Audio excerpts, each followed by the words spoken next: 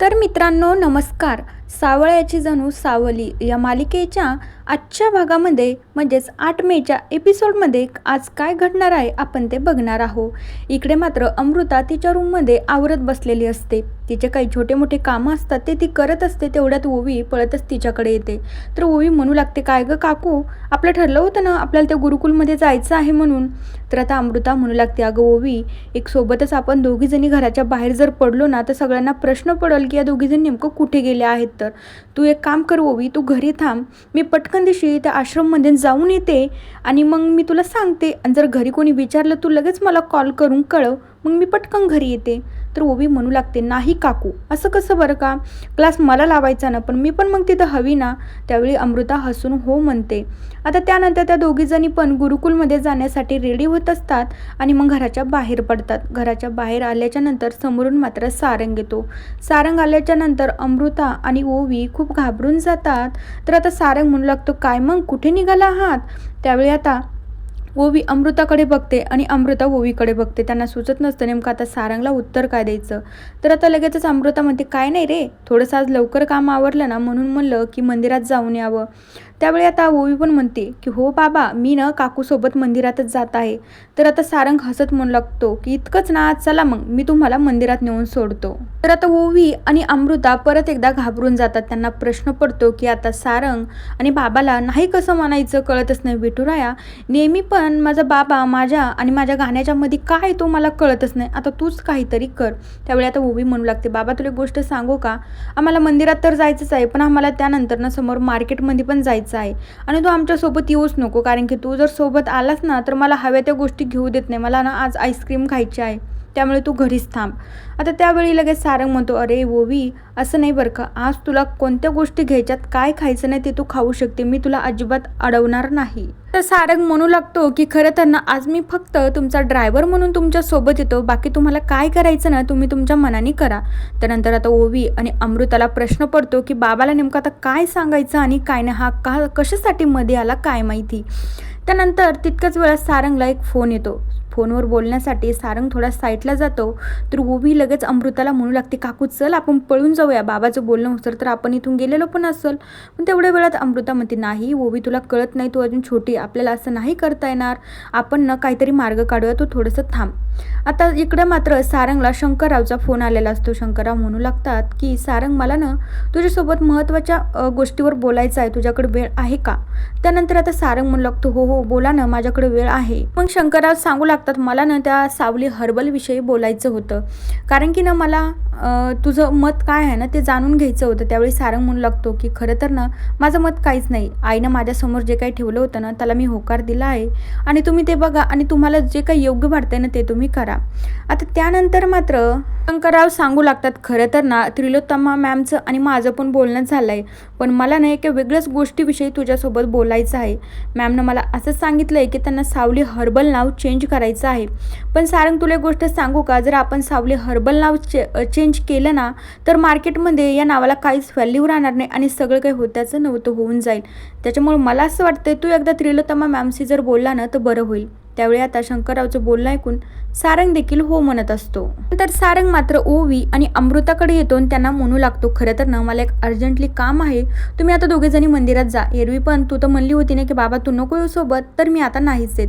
त्यानंतर सारंगचं असं बोलणं ऐकून अमृता आणि ओवीला तर खूप आनंद होतो. त्यानंतर सारंग घराच्या बाहेर पडला की आनंदातच ओवी आणि अमृता देखील घराच्या बाहेर पडता. दुसरीकडे मात्र अबीर आणि सावलीने विठुरायाचा आशीर्वाद घेतला आणि विठुरायाकडे त्या गुरुकुलसाठीच प्रार्थना केली. त्यानंतर मग ते ओवीविषयी बोलू लागतात. तर आता तेवढ्या वेळात सावली म्हणू लागते, खरं सांगू का अबीर तुला, आत्तापर्यंत ना जेवढे काही ॲडमिशन आपल्या गुरुकुलमध्ये आलेत ना या सगळ्यांपैकी ना मला ना ओवीचाच आवाज खूप छान वाटला. ते अबीर हसतच म्हणू लागतो, हो ना ग आई, मला पण तिचा आवाज खूप आवडला बरं का. आता तेवढ्या वेळामध्ये लगेचच सावली म्हणते, मला तर असं वाटतं अबीर, विठुरायानं तिच्या गळ्यामध्ये ना अगोदरच ते सूर तिला दिले आहेत, बघ किती छान आवाज आहे तिच्यावाला. आता त्यानंतर लगेचच अबीर म्हणू लागतो, मला तर असं वाटतंय नाही की आपण तिचं सीटनं बुकच करून टाकावं. तेवढ्या वेळामध्ये आता लगेच सावली म्हणू लागते, अरे हो अबीर, पण त्यांच्या घरचे तयार होत नाही, तिचा बाबाचा गाण्याला नकार आहे, तिचा बाबा जर नाही बोलला तर मग ती कसं येणार बरं का गाणं शिकण्यासाठी. त्यावेळी अबीर म्हणतो, अगं आई तू कशाला टेन्शन घेते, तिच्या बाबाबरोबर ना आपण बोलूया. त्यानंतर सावली हसतच हो म्हणते. तर तितक्या वेळात तिथे मात्र जगन्नाथजी येत असतात. त्यानंतर अबीर, सावली आणि जगन्नाथजी मात्र गुरुकुलमध्ये जाण्यासाठी निघत असतात. दुसरीकडे मात्र अमृता आणि ओवी एका गुरुकुलमध्ये जात असतात. तिथे मात्र आता गेल्यानंतर ओवी म्हणू लागते, अगं काकू तुम्हाला अशा कोणत्या ठिकाणी घेऊन आले आहे, बघ नाही जागा कशी आहे आणि मला नाही शिकायचं इथं गाणं. त्यानंतर अमृता म्हणू लागते, अगं ओवी थांब थोडं, आपण त्या गाण्याच्या मॅडम आहेत त्यांना भेटू, त्यांच्यासोबत बोलणं करूया, नंतर बघूया, तू आधीच ना नको लावू बरं का. त्यानंतर आता त्या गाण्याच्या मॅडम बाहेर येतात. त्या म्हणू लागतात, हो मी गाण्याचे क्लासेस घेते, तसं तर मी बँकेत जॉब पण करते, पण उरलेल्या वेळातनं मी गाण्याचे क्लासेस करते आणि मी सगळ्या मुलांना एकत्रच गाणं शिकवते. पण माझ्याकडून जर काही गडबड झाली ना तर ते मी एक्स्ट्रा वेळामध्ये ना कवर करून घेते. तसं काहीच नाही, पण टायमिंग मात्र मागं पुढे होऊ शकतो. त्यानंतर अमृता विचारू लागते, एकाच वेळी किती विद्यार्थी असतात. तर त्या सांगू लागतात की 25 ते 30 विद्यार्थी असतात आणि मी सामूहिक गाणं शिकवते, एका स्पेशल करून शिकवत नाही. तर आता ओवी म्हणू लागते, काय एकाच वेळी इतकं जणांना गाणं कसं शिकवता तुम्ही. आणि मग त्यानंतर त्या म्हणू लागतं, हो मी एकाच वेळी सगळ्यांना गाणं शिकवते. आता त्यानंतर ओवीला तर काही हा क्लास आवडलेला नसतो, तिला मात्र सतत सावलीचं गाणं आठवत असतं. त्यानंतर ते घरी येतात. ओवी अमृताला म्हणू लागते, मला अजिबात त्या क्लासमध्ये गाणं लावायचं नाही आहे. त्यानंतर आता अमृता म्हणू लागते, हो तू म्हणते ना, मी त्या पण गुरुकुलची तपासणी केली आहे, चौकशी केली आहे, पण ते आपल्या घरापासून थोडंसं दूर आहे. तुला माहिती आहे ना, तुझ्या बाबा आणि आजीपासून आपण हे सगळं लपवून करतोय. त्यानंतर आता ओवी रागातच म्हणू लागते, चल मग तुला कोणत्या गुरुकुलमध्ये मला गाणं लावायचं, मी तिथे जाऊन बसन. आणि ती रागातच तिथनं निघून जाते. दुसरीकडे त्रिलोत्तमा, मोनिका आणि सारंगचा नाव चेंज करण्याविषयीच गोष्टी चालू असतात. तितक्या वेळात सारंग येतो. सारंगने हे सगळं ऐकल्यावर सारंग खूप चिडतो. त्यानंतर आता त्रिलोत्तमा म्हणू लागते, काय रे सारंग, तुला चिडायला काय झाले.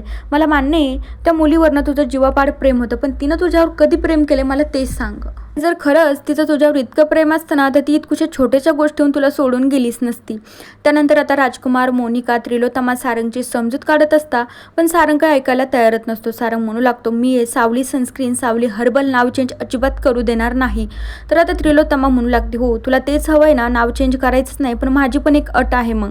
त्यानंतर आता सारंग म्हणू लागतो, आता तुझी कुठली अट आहे मला सांगतीस का. तर आता त्रिलोत्तमा म्हणू लागते, जर तुला हेच नाव ठेवायचं असेल ना, तुला ह्या सगळ्या प्रोडक्टची, या कंपनीची जबाबदारी घ्यावं लागेल आणि तुला परत आपली कंपनी जॉईन करावं लागेल, त्याच्यामध्ये काम करावं लागेल. त्रिलोत्तमाचं हे बोलणं ऐकून मोनिका, सारंग आणि राजकुमारला खूप मोठा धक्का बसतो. त्यानंतर आता सारंग याच्यावर काही न उत्तर देता तिथनं डायरेक्टली निघून जातो. दुसरीकडे आता सावली, जगन्नाथ आणि अबीर मात्र गुरुकुलमध्ये गेलेले असतात. छान असं सावलीचं स्वागत करता.